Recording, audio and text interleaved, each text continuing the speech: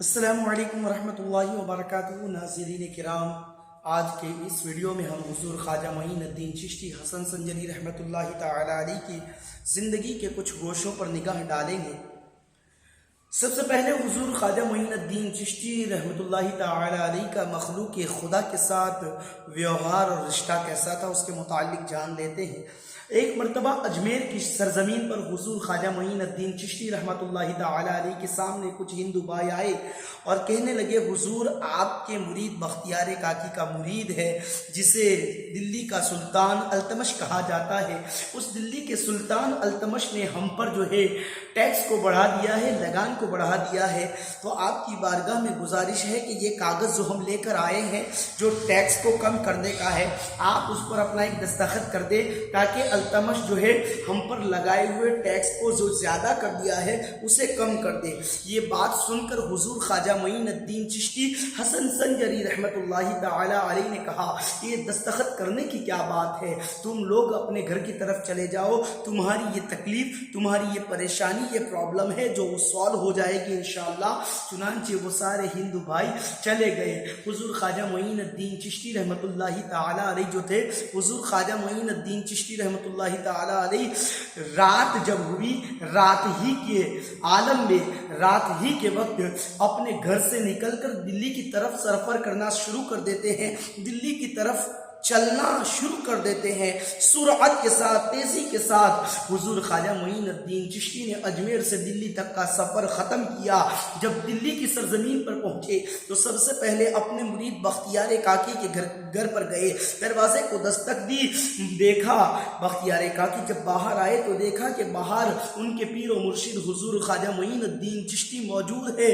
اس وقت آپ کے قدموں سے لپٹے اور کہنے لگے، حضور آپ کو دلی میں آنے کی کیوں زحمت گوارا کرنی پڑی، اگر کوئی معاملہ تھا تو آپ مجھے اجمیر بلا لیتے۔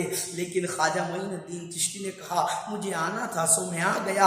کہا، حضور کس وجہ سے آئے ہیں؟ کہا، میں تمہارے مرید التمش سے ملنا چاہتا ہوں، بادشاہ التمش سے ملنا چاہتا ہوں۔ چنانچہ رات ہی کے وقت میں حضور خواجہ معین الدین چشتی اور حضور بختیار کاکی دونوں بادشاہ کے محل پر پہنچے۔ جب بادشاہ کے محل پر پہنچے تو باہر جو چوکیدار کھڑا تھا اسے کہا اور کہ جاؤ التمش کو بلا کر لے کر آؤ، کہنا کہ بختیار کاکی اور حضور خواجہ غریب نواز تشریف لائے ہوئے ہیں۔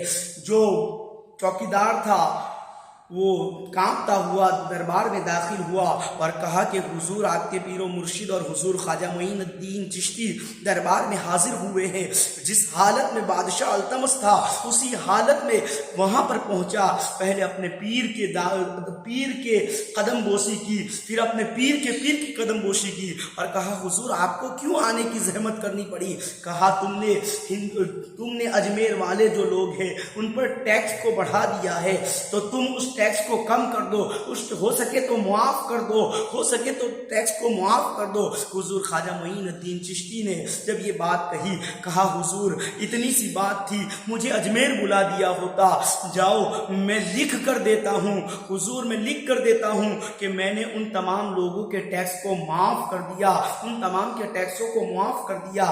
دیکھے حضور خواجہ معین الدین چشتی کی یہ ذات ہے کہ جب مخلوق خدا پر کوئی تکلیف آئی، اللہ کی مخلوق پر کوئی تکلیف آئی تو دھرم نہیں دیکھا، مذہب نہیں دیکھا، مسلمان ہے یا ہندو، کوئی مذہب نہیں دیکھا، ان کی تکلیف کو دور کرنے کے لیے فوراً اجمیر سے دلی کی طرف چلے گئے۔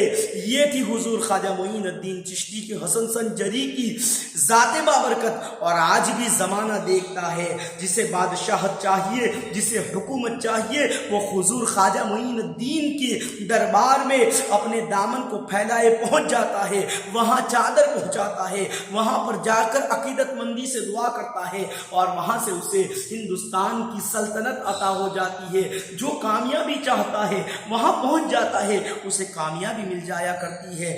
یہ ہے خواجہ معین الدین چشتی کی ذات بابرکت، جنہوں نے اپنے غلاموں کے لیے رحمت کے دامن کو بچھا دیا اور ان کی پریشانیوں کو حل کرنے کے لیے ہر ممکن کوشش کر دی۔ یہ خواجہ معین الدین کی زندگی کی ایک ادنا سی جھلک تھی۔